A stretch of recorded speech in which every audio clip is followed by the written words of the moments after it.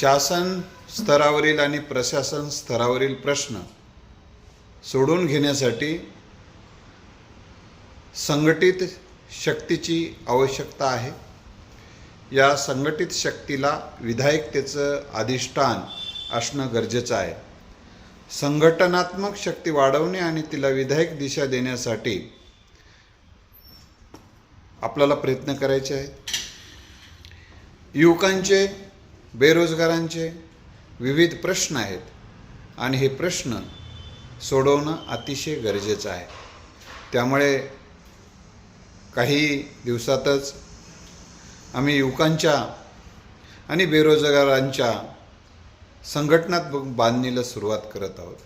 ही संघटनात्मक बांधणी ही भारतीय संविधानाचे तत्त्व पाळून, नियम पाळून चालू राहणार आहे. धन्यवाद.